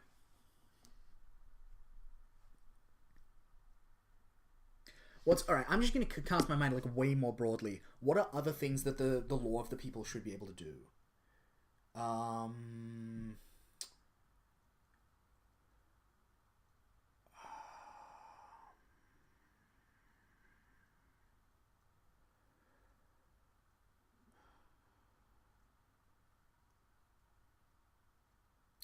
Alright, so I don't like this one. I don't like that. It's too similar to the voice. Alright, I think we're going to go with...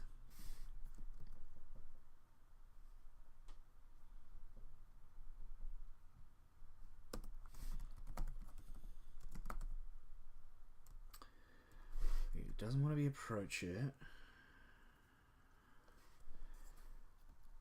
Yeah, let's go avoid it. Relying on the awesome reputation of their ancestor.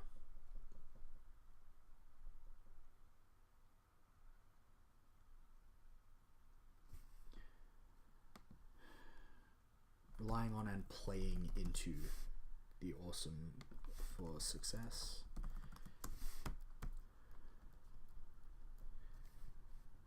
I like that one.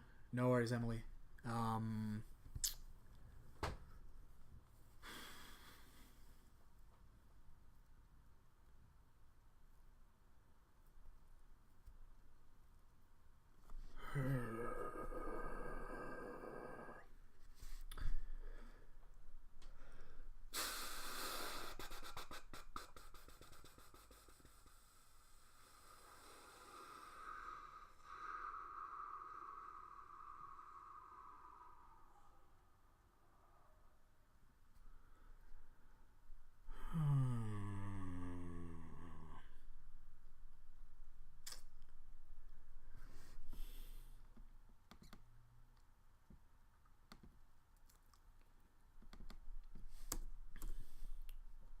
Ancestors to keep it at bay. Yeah, that's much better. All right, and then I feel like the remaining one wants to be either an avoid or an anticipate. Look, avoid it.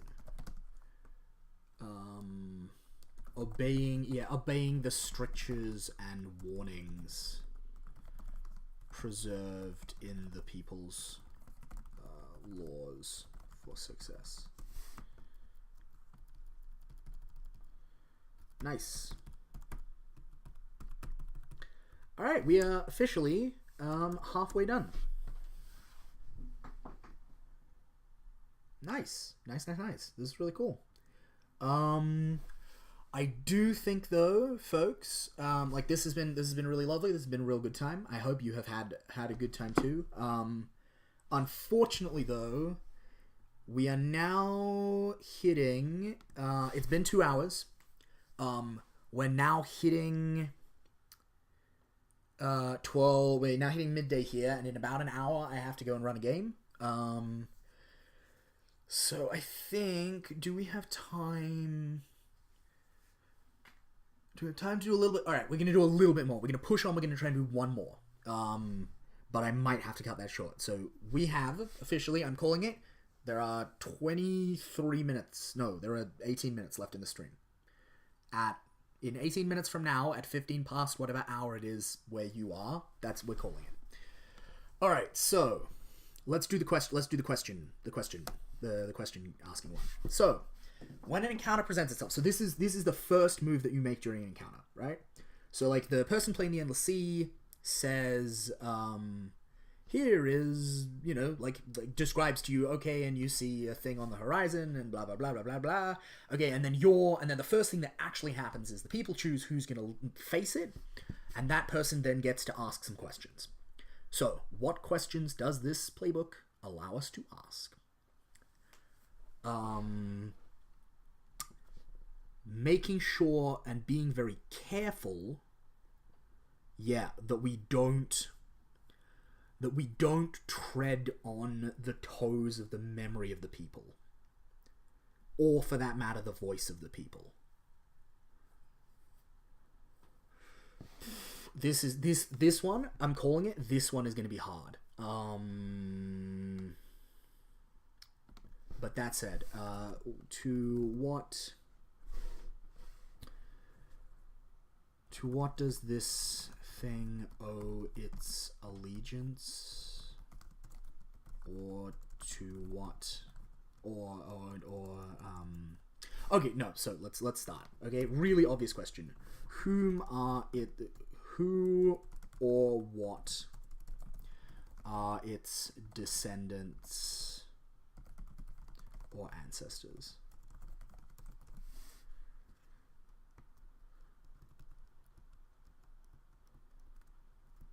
Nah, that's not quite. It's not quite the wording I want.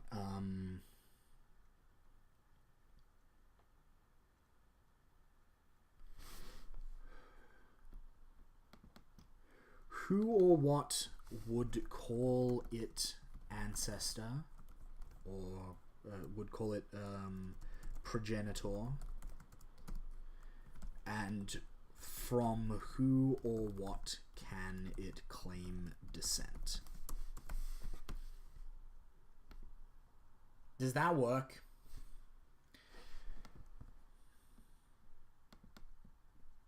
Fuck it, those are two different questions.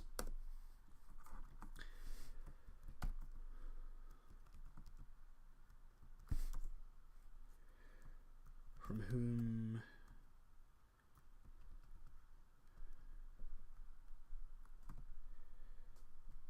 To which ancestor, or to which ancestor, god, or spirit can this thing claim descent, or descendants? Is descendants a word? Descendants.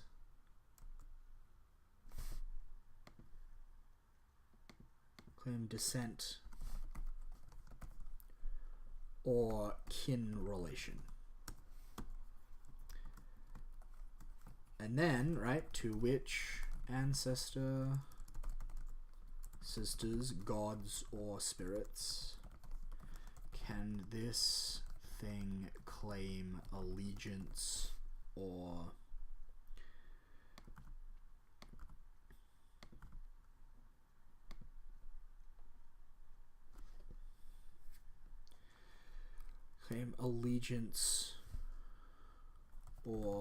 treaty ties? There we go. Oh, fuck, yes. Patchwork 98, boom, sold, solid. It treads a little bit on... I think one of the other playbooks has a question about that. Look, fuck it. I'm just going to change that wording. What weakness or... Okay. So the memory now has what weakness or vulnerability does the people remember this thing has. Yeah, this is great. What taboos or strictures is this thing bound to obey?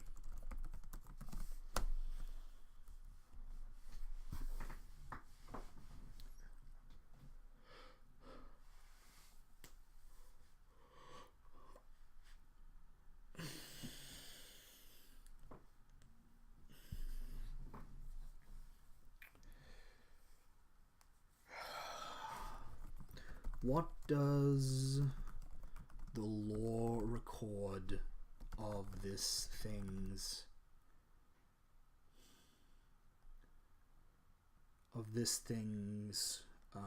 oaths or pacts to the people and of theirs to it? Because is it a thinking being? I feel like that's a little bit too direct, Patchwork 98. I feel like... Oh, yeah, what is the... Yeah, okay. I got one. Like, what is the reputation of this thing? Oh, no, I don't like that. I don't like that. Is it a thinking... Actually, I kind of do like that.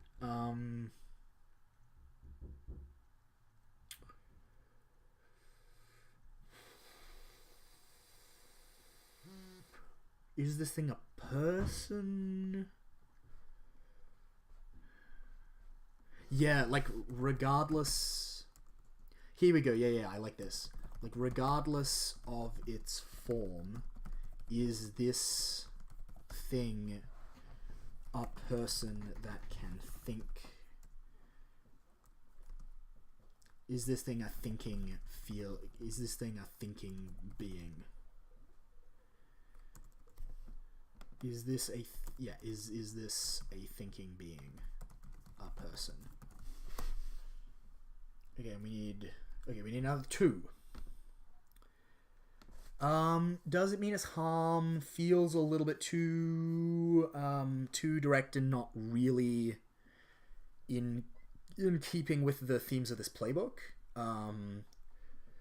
Because it wants to be a set of questions very much about like what this playbook is about. So have we heard of this thing before?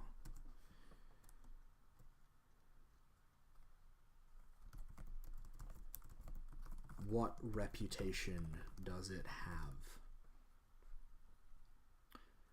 among the people? The peoples, among other peoples.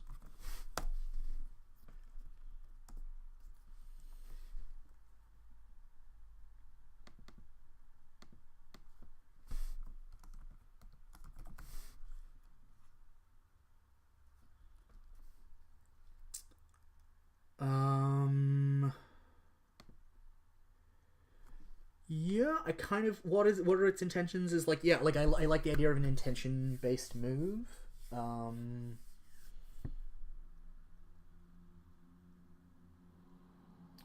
Oh, I like this. Patrick 98. You're onto something, and I've got one. Like, how can we communicate our intentions, whether they be warlike or peaceful? Warlike or peaceful or otherwise. Our intentions to it. Not even communicate. How can we signal our intentions to it? Yeah, that's cool. All right, nice. We're very nearly there, guys. We've got most of a playbook, which is really cool. But yeah, as I said, I now have to head off. I've got this game I got to prep for. Apparently, I hear that the latest registration numbers for the con have come in and are terrifying. So that's an exciting thing I'm about to find out. So yeah, thank you all. Thank you all so much for hanging out with me and working on this. This has been really cool. I hope you guys had a good time and that you will come back and join me. I try basically every week when other shit is not going on. Yeah, basically every week when other shit is not going on. So like, you know, the week of the con, I can guarantee you this isn't gonna happen because it'll be a Sunday and I'll be busy. But every week when I don't have other stuff on a Sunday morning, I stream at this. I'm gonna try and stream game design at this time. Often that might be GM turn prep stuff for the game I run on stream, All Things Under Heaven, which is a 5th edition kind of hex crawly, exploratory, lore investigating Chinese sandbox type game. But just as often it'll be working on this, or it will be working on Monster Hearts 2 has just come out, my like favorite game in the whole world, and I've got a couple of Seahawk. Yeah, I've got a couple of skins for Monster Hearts that I want to update to the new edition. I've also got a full-on Powered by the Apocalypse game I'm writing that I'll probably try and stream a bit of on here. But yeah, so I hope you've enjoyed the stream. If you would like to find out, you know, what future ones will be about, or have a chance to vote in that, if you follow me on Twitter at twitter.com/wildwoodsgames. If you would like to read my thoughts about game design or similar things, or GMing for children, I have a blog at gamesfromthewildwood.blogspot.com.au. And if you enjoyed the stream, if you enjoy my blog, if you enjoy the content I'm putting out there on the internet, I have a Patreon, patreon.com/gamesfromthewildwood, where you can support me and support me doing more of this. And one of the things that you can get there, if you back me on Patreon, is playtesting preview access to this game, which hopefully will be released at the end of June. But like, watch this space for that. So thank you all very much. It's been a wonderful time, and I will hopefully catch you in chat again sometime. Bye.